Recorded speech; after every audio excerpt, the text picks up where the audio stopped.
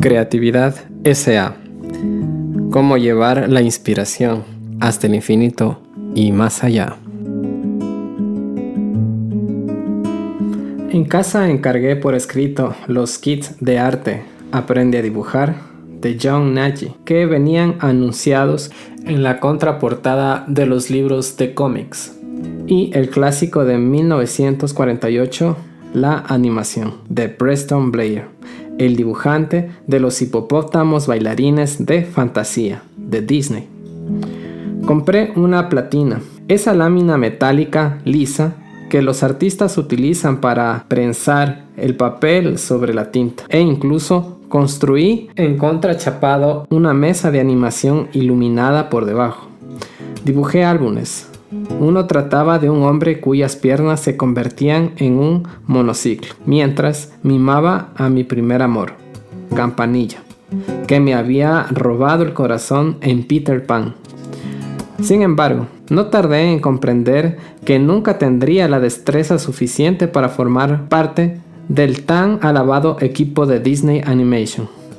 Y lo que era peor, no tenía ni idea de cómo llegar a ser un animador.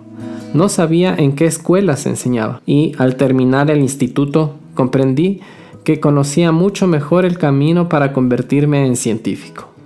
Un camino que parecía más fácil de discernir. Durante toda mi vida he visto sonreír a la gente cuando he contado que pasé del arte a la ciencia, pues parece un salto sin sentido, pero mi decisión de dedicarme a la física en lugar de al arte me iba a conducir indirectamente a mi auténtica vocación. 4 años después, en 1969, me gradué en la Universidad de Utah con 2 títulos, uno de física y otro en el campo emergente de la ciencia informática. Al solicitar la entrada en un centro de estudios superiores, mi intención era aprender a diseñar lenguajes informáticos, pero poco después de matricularme en la propia Universidad de Utah, conocí a una persona que me animó a cambiar de dirección. Ivan Sutherland, uno de los pioneros de los gráficos por ordenador interactivos. El campo de los gráficos por ordenador, en esencia, realizar imágenes digitales a partir de números o datos que pueden ser manipulados por una máquina, estaba entonces en pañales, pero el profesor Sutherland ya era una leyenda. Al principio de su carrera había diseñado una cosa llamada Sketchpad, un ingenioso programa de ordenador que permitía dibujar figuras, copiarlas, moverlas, girarlas o cambiarles de tamaño manteniendo sus propiedades básicas. En 1968 fue uno de los creadores de lo que se considera el primer casco de visualización de imágenes estereoscópicas generadas por ordenador. El dispositivo fue llamado en referencia al mito griego, la espada de Democles, porque pesaba tanto que para poder ser usado tenía que estar suspendido de un brazo mecánico atornillado al techo. Sutherland y Dave Evans, que era catedrático del Departamento de Ciencia e Informática, atraían a estudiantes de gran talento con diversos intereses y nos dirigían con mucho tacto. En definitiva, nos daban la bienvenida a su programa, nos proporcionaban un espacio para trabajar y acceso a los ordenadores, y a partir de ahí nos permitían investigar cualquier cosa que se nos ocurriera. El resultado fue una comunidad que colaboraba y se apoyaba tan inspiradora que más tarde traté de emularla en Pixar. Uno de mis compañeros de clase, Jim Clark, fundaría más tarde Silicon Graphics y Netscape. Otro, John Warnock, cofundaría Adobe, conocida por el Photoshop y ese formato PDF, entre otras cosas. Y un tercero, Alan Kay, encabezaría una serie de frentes, desde la programación orientada a objetos hasta las interfaces gráficas de usuario con sistema de ventanas. En muchos aspectos, mis compañeros de estudios fueron la parte más estimulante de mi experiencia universitaria. El ambiente universitario y de colaboración fue vital, no solo para que todos disfrutáramos del programa, sino para la calidad del trabajo que realicé. La tensión entre la aportación creativa de una persona y el rendimiento de un grupo es una dinámica que existe en todos los entornos creativos. Pero esa fue mi primera experiencia con ella. En un extremo del espectro, según comprendí, teníamos al genio que parecía hacer las cosas asombrosas por sí mismo, y en el extremo opuesto teníamos al grupo que sobresalía precisamente por la multiplicidad de sus perspectivas. ¿Cómo equilibrar ambos extremos?, me preguntaba. Aún carecía de un buen modelo mental que me ayudara a dar una respuesta, pero estaba desarrollando un inmenso deseo de encontrarlo. Gran parte de la investigación llevada a cabo en el Departamento de Ciencia Informática de la Universidad de Utah fue financiada por la ARPA. Como dije, la ARPA fue creada en respuesta al Sputnik, y uno de sus principios organizativos clave era que la colaboración podía llevar a la excelencia. En realidad, uno de los logros que más enorgulleció a la ARPA fue la vinculación de las universidades con algo que ellos llamaban ARPANET y que más adelante se convertiría en Internet. Los primeros 4 nodos de ARPANET fueron el Instituto de Investigación de Stanford, la UCLA, la Universidad de California en Santa Bárbara y la Universidad de Utah. De modo que dispuse de un lugar privilegiado para observar ese gran experimento. Y lo que vi me influyó poderosamente. La misión de la ARPA, apoyar a las personas inteligentes en una serie de campos, se llevó a cabo bajo el inquebrantable principio de que los investigadores intentarían hacer lo correcto. En opinión de la agencia, dirigirlos en exceso sería contraproducente. Los administradores de la ARPA no estructuraban el trabajo de los investigadores por encima de su hombro en los proyectos que ellos financiaban, ni exigían tampoco que nuestro trabajo tuviese aplicaciones militares directas. Se limitaban a confiar en que innovaríamos. Esa confianza me concedió libertad para abordar toda clase de problemas complejos, y lo hice con placer. No fui el único que durmió con frecuencia en el suelo del laboratorio para estar el mayor tiempo posible sentado ante mi ordenador. También lo hicieron muchos de mis compañeros.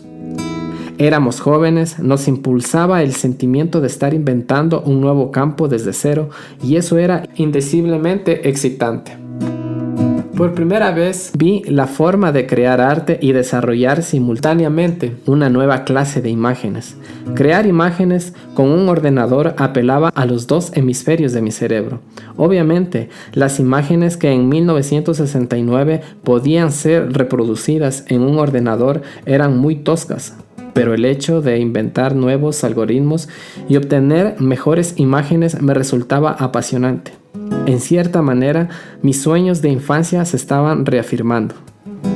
A los 26 años me planteé un nuevo objetivo: hacer animación no con un lápiz, sino con un ordenador, y lograr que esas imágenes fuesen lo bastante bellas y verosímiles como para ser usadas en películas.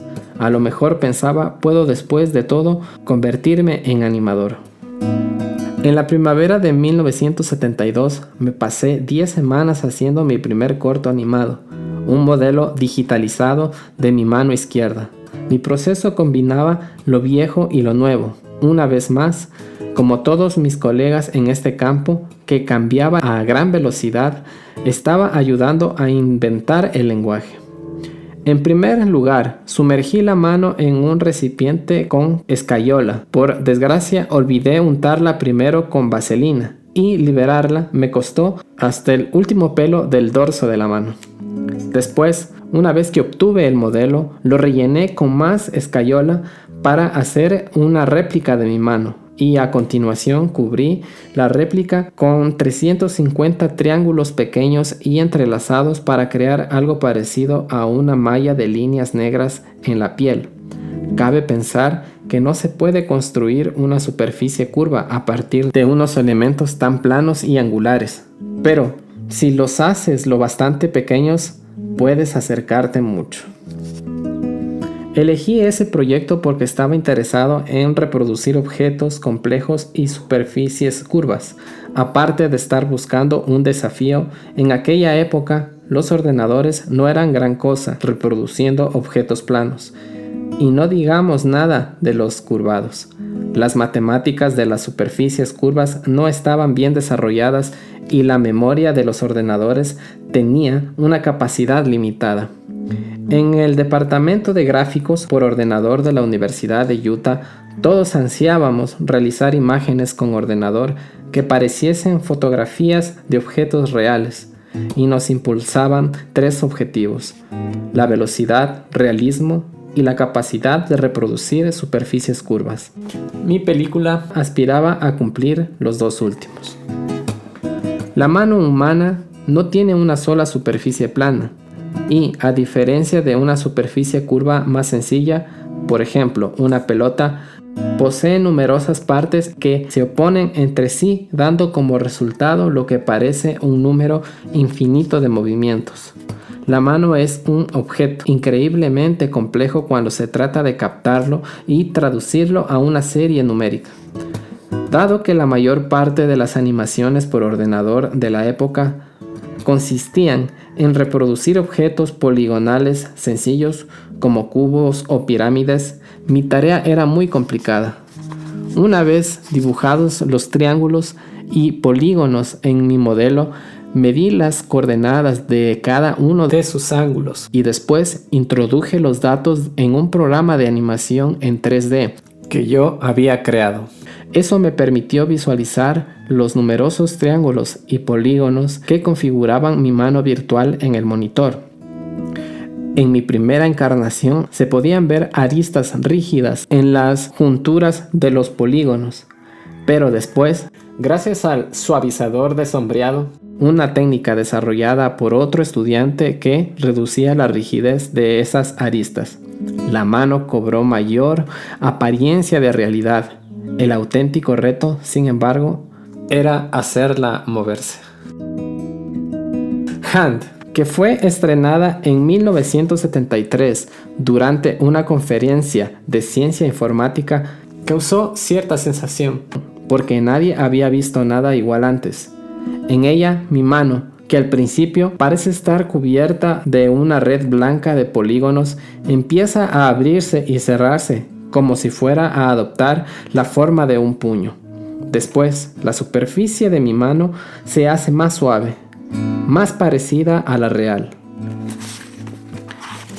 Hay un momento en que mi mano apunta directamente al espectador como diciendo: sí, le hablo a usted. Entonces, la cámara se introduce en la mano y echa una ojeada en derredor, dirigiendo las lentes al interior de la palma y a lo largo de cada dedo. Una perspectiva un tanto complicada que me gustaba porque únicamente podía ser realizada con ordenador. Me costó 70,000 minutos completar esos 4 minutos de película.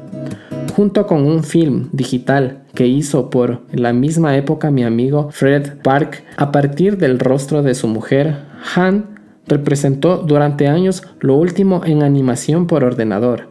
La película Future World de 1976 incluía fragmentos de los trabajos de Fred y míos y, aunque está casi olvidada por el público actual, muchos aficionados todavía la recuerdan como la primera película larga que utilizó animación generada por ordenador.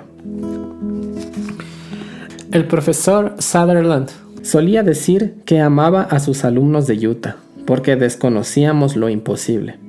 Aparentemente a él le ocurría lo mismo. Fue de los primeros en creer que los ejecutivos de Hollywood terminarían interesándose por lo que estaba ocurriendo en las universidades.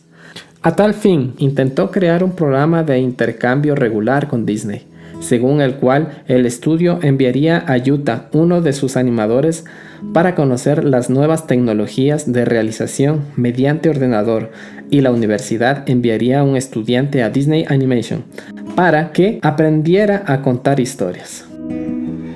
En la primavera de 1973 me envió a Burbank para intentar vender esa idea a los directivos de Disney.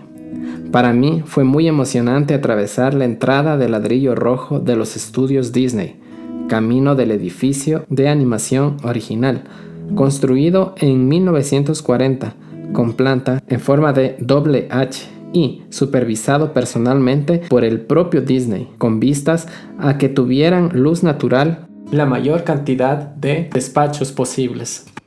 Aunque conocía el lugar o lo que pude percibir de él a través de nuestro RCA de 12 pulgadas, verme allí dentro fue un poco como acceder por primera vez al Partenón. Allí conocí a Frank Thomas y Ollie Johnston, dos de los 9 ancianos de Walt, el legendario grupo de animadores que creó tantos de aquellos personajes de las películas de Disney que yo adoraba, desde Pinocho hasta Peter Pan.